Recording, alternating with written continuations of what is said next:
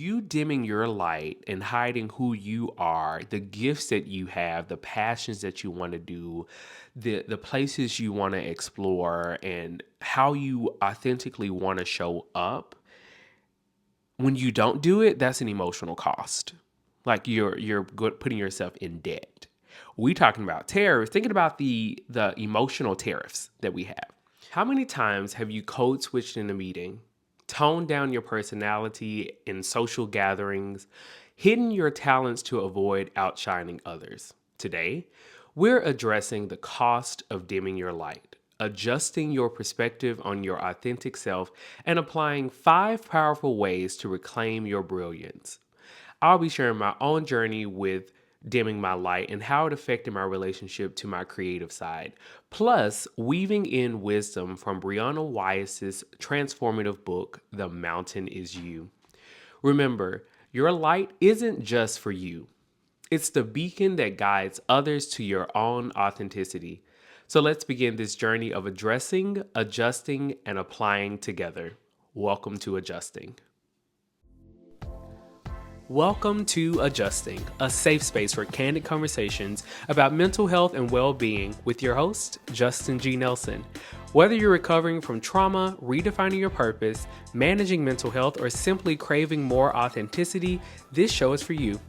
I hope something resonates with you and helps you on your own personal journey. So sit back, relax, and let's start adjusting. And we are back to episode 3 of Adjusting Podcast with your host, Justin G. Nelson. You all, this episode probably should have been the first episode I did. It's primarily the reason I started therapy. I always just felt like I wasn't doing enough, and granted, I'm doing a lot, but creatively, mentally, emotionally, I just felt like I wasn't living up to my purpose or honoring my future self. But we will talk about that later in the episode. But today's episode is about adjusting your light.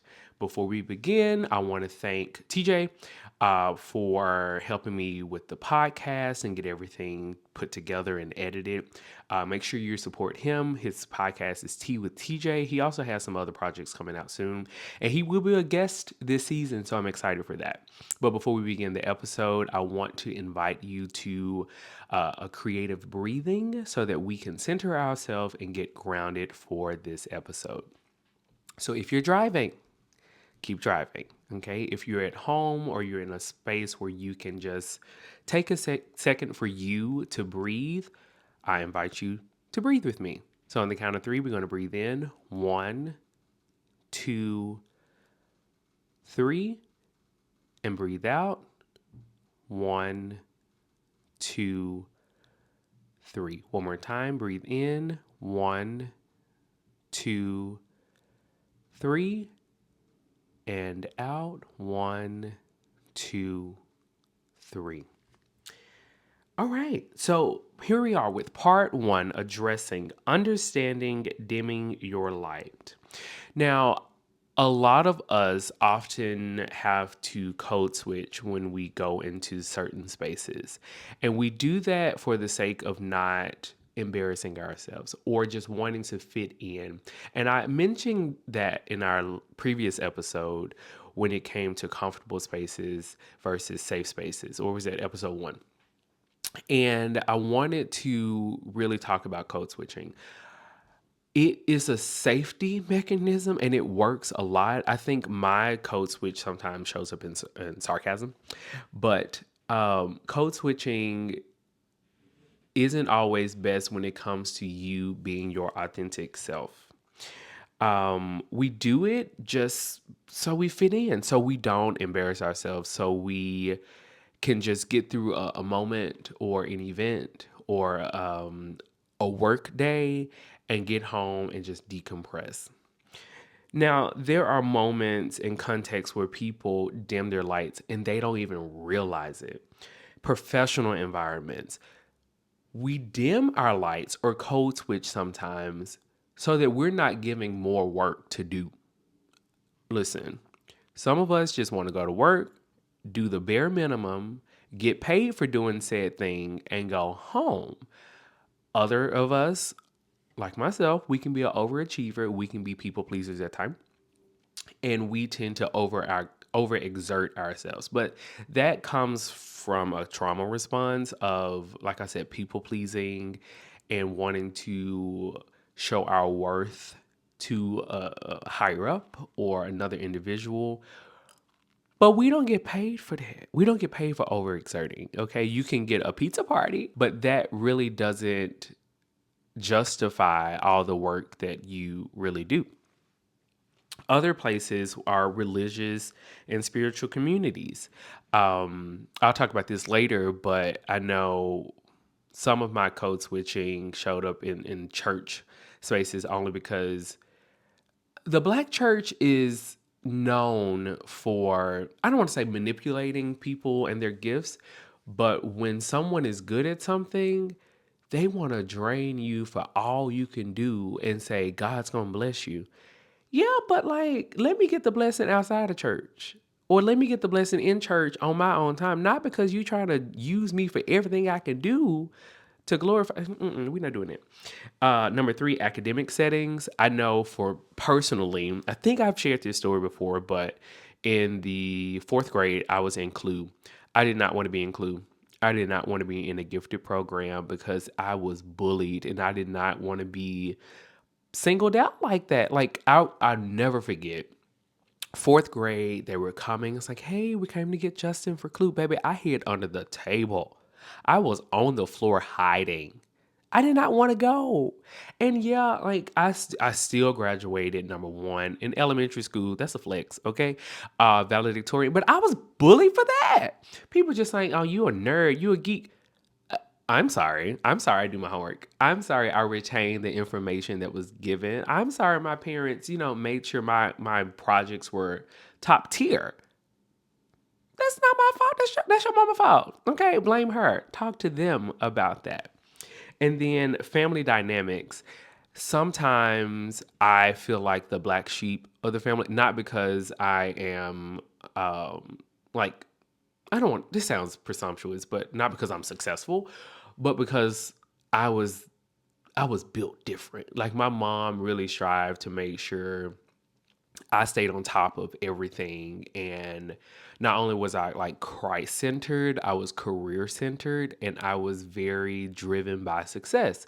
So, of course, I went to grad school and got my master's degree, and I'm even contemplating my doctorate degree. But I can't say the same for a lot of other men in my family, and this is not a drag or a dig. I'm just grateful that my mom really guided me on this path. And in social circles, listen, I'm a Cancer Sun, Libra Moon, and Leo rising. Sometimes I want to be at home. So, I mean, people, and it hurts I'm gonna say this now. If you're listening and you're a friend, please invite me places. It hurts my feelings when I'm not invited places for the sake of you assuming I don't want to go. Let me tell you, I don't want to go. Okay, maybe I'm in a season where I need to get out the house, but I see y'all after the fact. It's like, oh, well, I would have invited you, but you're so busy. Stop assuming I'm always busy. Okay, sometimes I just don't want to go, but other times, invite me. Invite me. But I will say, in certain social settings, I get overstimulated very fast. I realize that, and I'm grateful for the term overstimulation because some of y'all be doing the most, and I don't know why. I don't like. Listen, I know the line dances. If you turn a line dance, I can do that for the whole night. Okay, I will line dance my way to heaven. But when it comes to everything else, just what you drinking?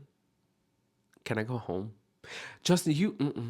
And then y'all, we have to dress up. Listen, I am going through a weight loss crisis. I have only so many items I could wear, and I am not buying new clothes.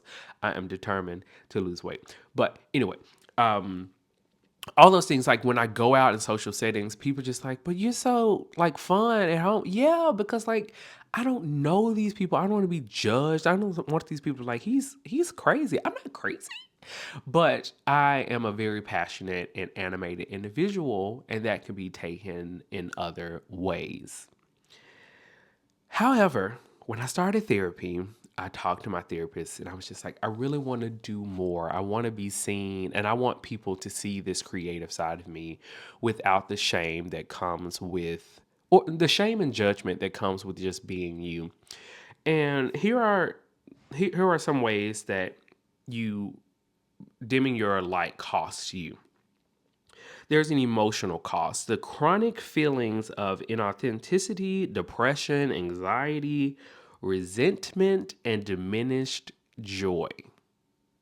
Okay, so you dimming your light and hiding who you are, the gifts that you have, the passions that you want to do, the places you want to explore, and how you authentically want to show up. When you don't do it, that's an emotional cost. Like putting yourself in debt. We talking about tariffs, thinking about the emotional tariffs that we have. The mental cost is cognitive dissonance, overthinking, diminished creativity, mental exhaustion from constant just denial of who you are.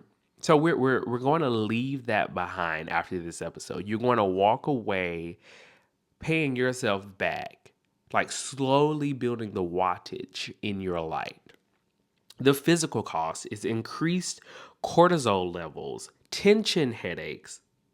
Is that why I'm always having? Okay, diagnosis. Okay, digestive issues. So again, back to that nervous system, immune system. Like, we don't understand how much the body truly shows us where we are depleting ourselves, even through creativity, even through like the emotional response that comes with a lot of things. Your body's just like, hey, you're not operating in your highest self. We're gonna make you feel sick. Like, we're going to cause you to feel very bloated. Spiritual cost is a disconnection from purpose, loss of meaning, feeling out of alignment. I always go back to that reading I recently had about the beacon, and like the beacon is a tall object. It's high, it's a skyscraper. Like, think about that when it comes to your light. How high do you want to place your light? Do you want to be Batman? Like, I don't want you to be the person people call on for everything, not that kind of light, but like light as in shining to inspire other people. Okay. And then relational costs, surface level connections. I realize that's one reason I am very mindful of my friendships and where I go, because a lot of people, they won't say it, but they are very surface level with friendships. It's only transactional, only transactional. Even at church, people just like, "Hey, brother Nelson, how you doing? I need a favor. Can I answer? I tell you, I'm tired. Oh, you do so much. Well, when you get a chance, I I said I was tired, not I'm tired, but willing to work. Like, stop it. Um, but back to relational costs. You have surface level connections, inability to form deep relationships, and attracting people who love the dimmed version of you. Let's unpack that. So, we don't realize it, but some people see the light that you don't see, but they are willing to put dimmers on your light so that you can function at a lower wattage so that they can benefit from the light that they see within you. Yeah, we're gonna call those dimmers. Yeah, watch out for the dimmers in your life. You need to remove those dimmers so that you can shine bright. Shine bright like a diamond. Hey, okay, sorry. So professional costs, missed opportunities, stifled innovation, lack of recognition for true skills. This is not your sign to quit your job. This is not, if you pray for the sign, this ain't it. Okay. You did not hear this on my podcast. Okay. But if you feel that your light has been dimmed to satisfy a career or a role that you have within someone else's company, and you know that you can be shining brighter by yourself or in another space, they're dimmers. Okay.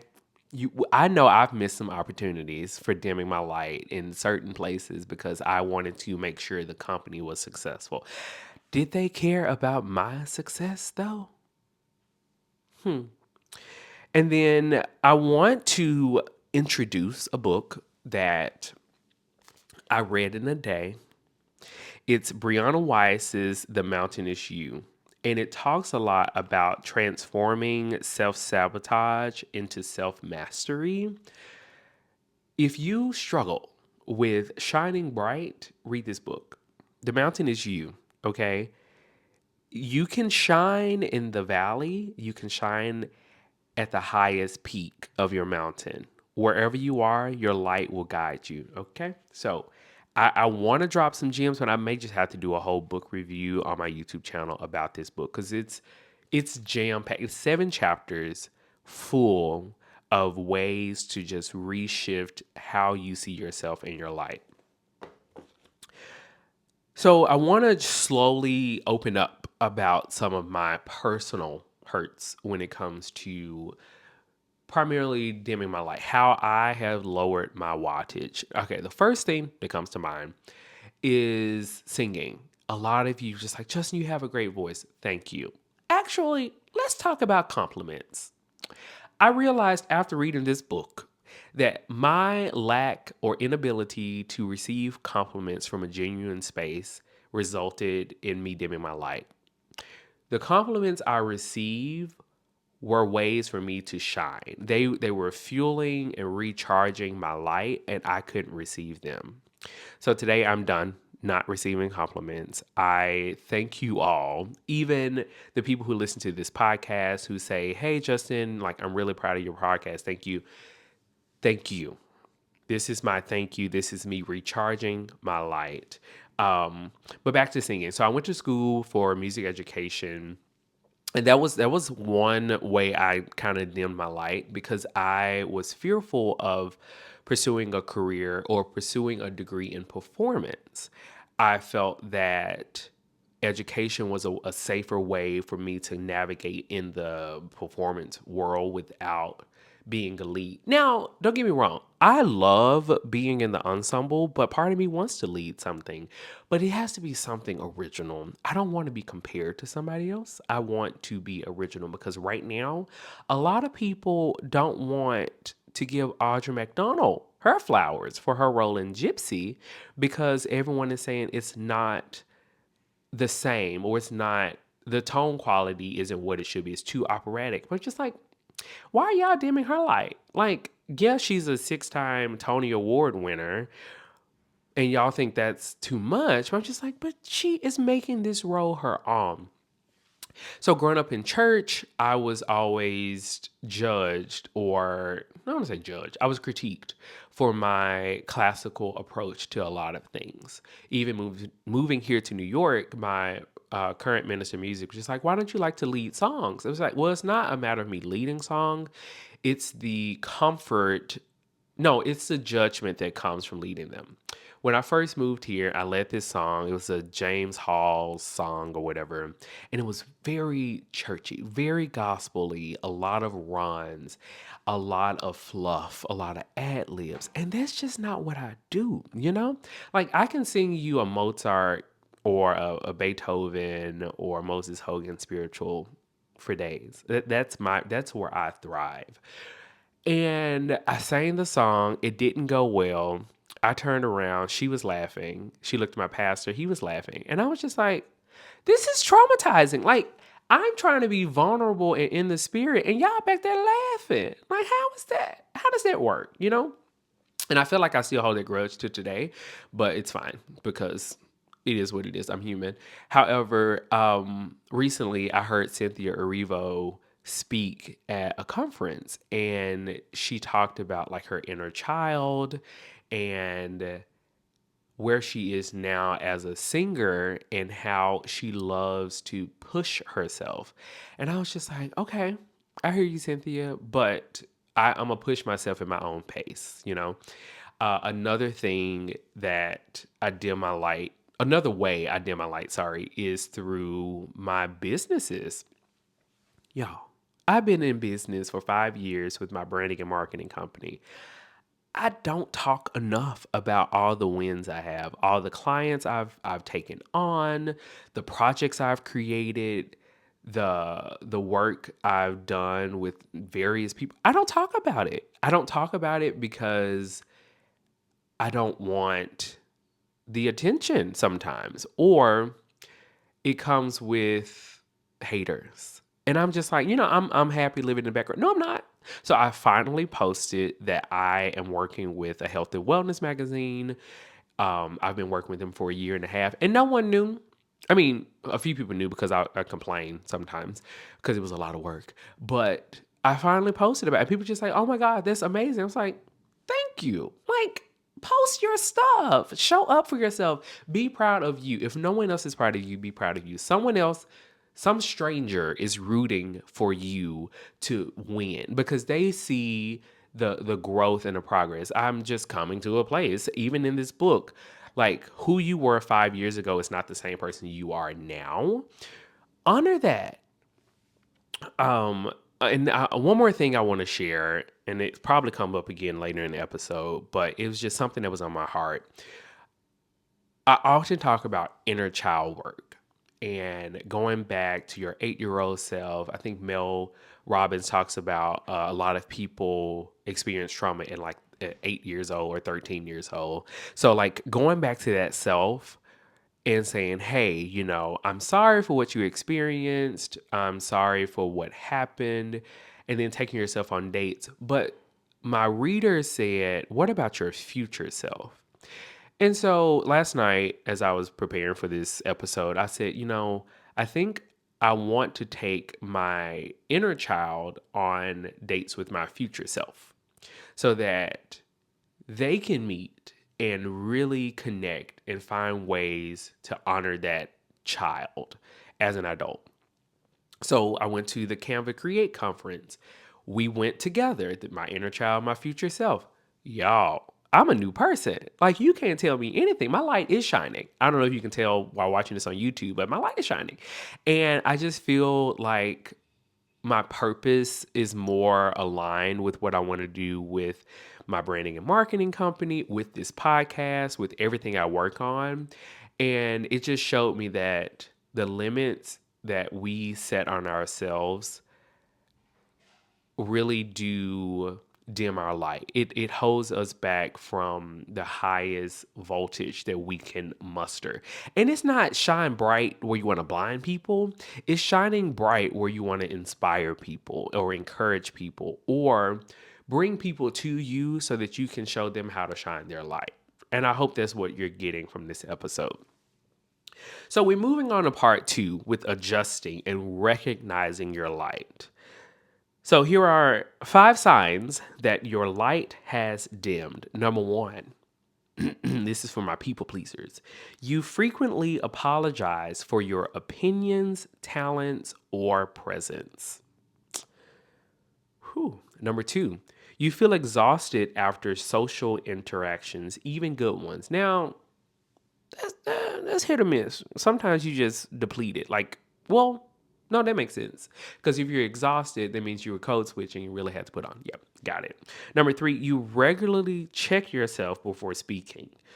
I.e., is this too much? Am I saying too much? Sorry, I said too much. Say it. Shoot, stop apologizing. Number 4, you feel a persistent sense of not belonging or being misunderstood. And number 5, you've lost touch with activities and interests that once brought you joy. All right. So we just talked about the 5 signs your light has been dimmed. Now, here are 5 ways to reconnect with your authentic self. Practice mindful awareness of when you're people pleasing versus being genuine. Okay. Now, people pleasers, again, that's a lot to digest and to break down. We've been doing it for a long time. Some of us have made it our personality or our identity.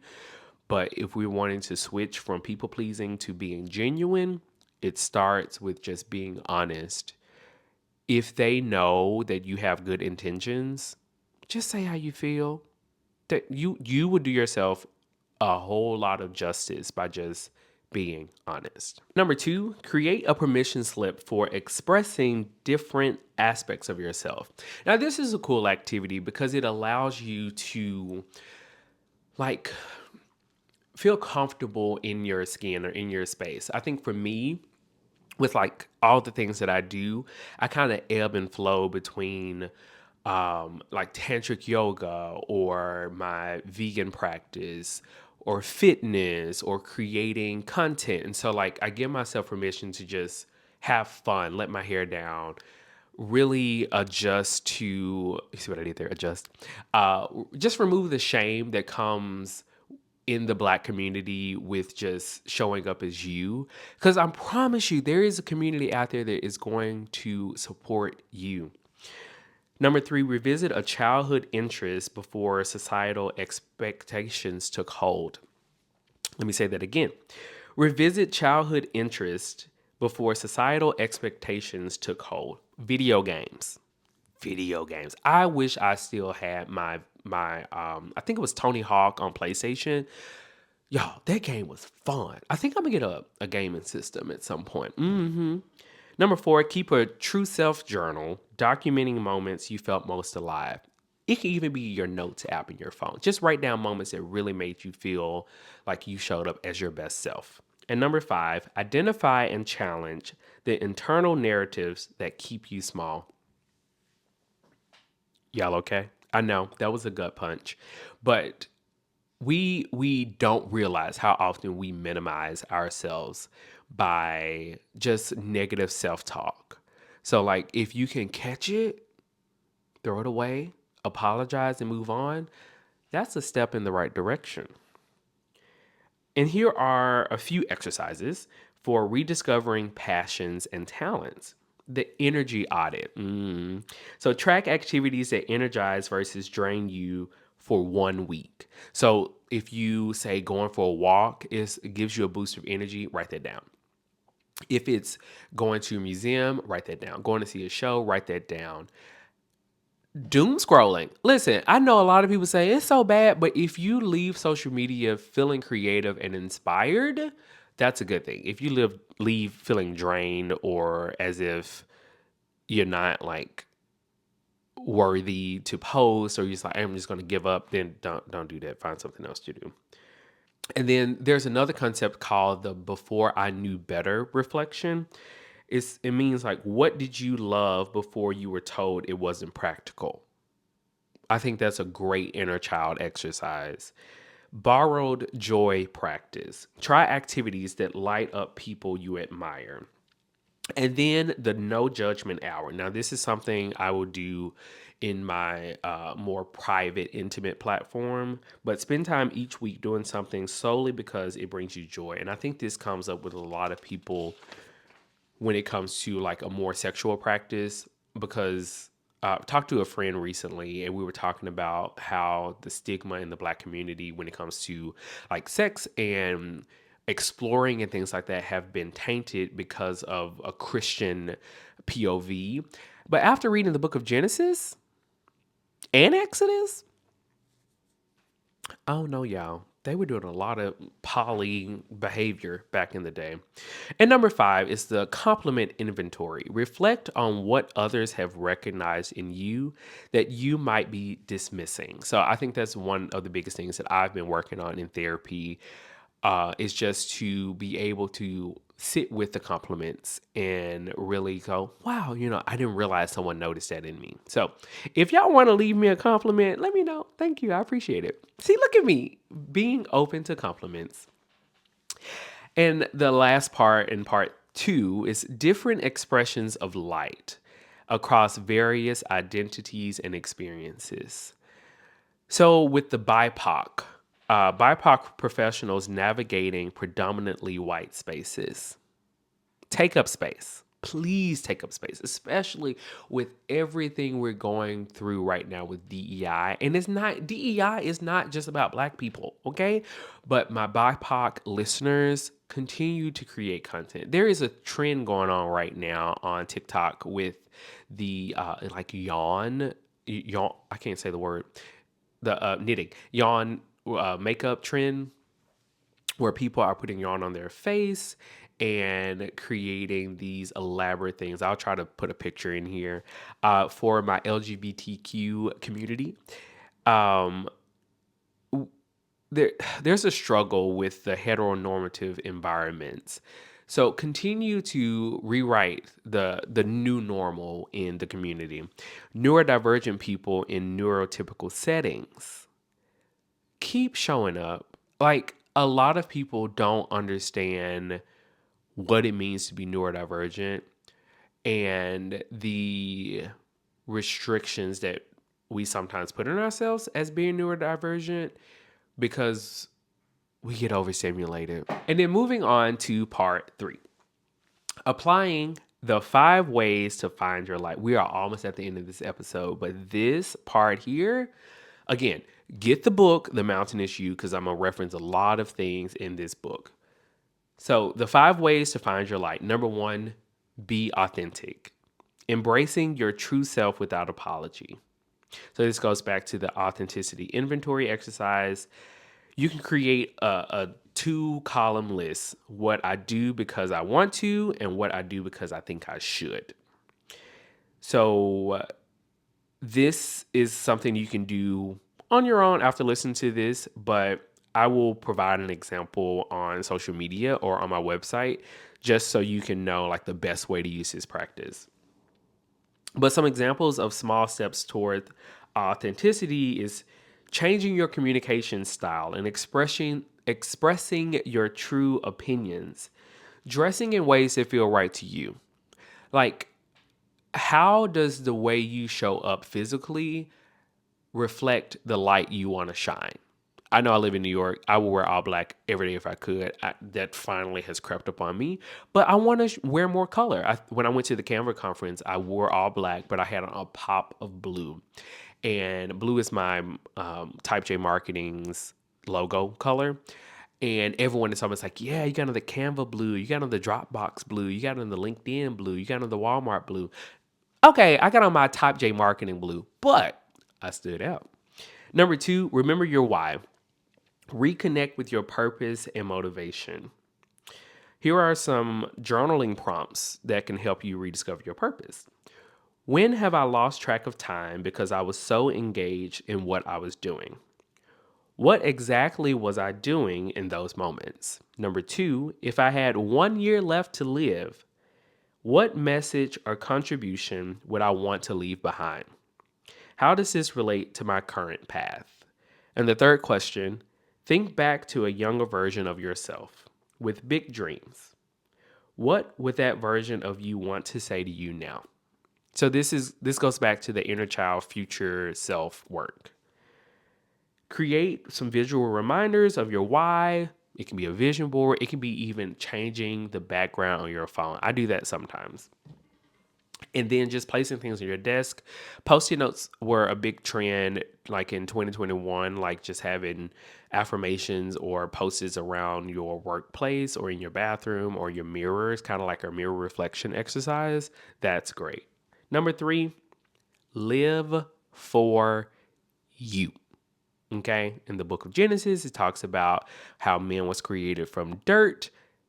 You are uniquely designed and created. Your purpose, everything about you is unique. Okay? So if you learn to live for you as you with no shame and judgment, your light will shine brighter than ever. But you have to do so by setting some boundaries, okay? And prioritizing your needs. Number 4, your light is your beacon. I think that's going to be a t-shirt. It's got to be a something because I just love your light is your beacon. Using authenticity to guide others.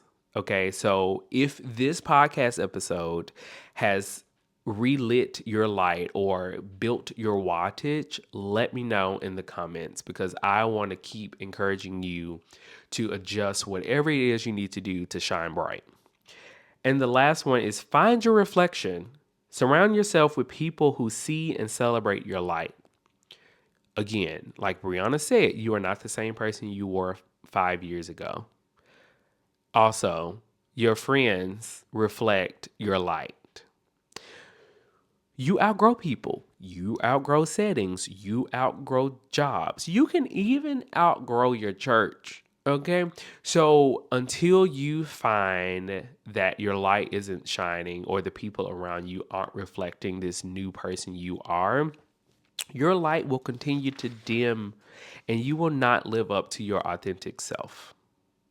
So I really and truly hope that you got something from this episode that will help you shine bright and really adjust your light so that you can live up to the purpose and live up to your future self so that you honor your inner child, your present you, and your future self by spreading joy, finding your purpose, and just loving yourself even more.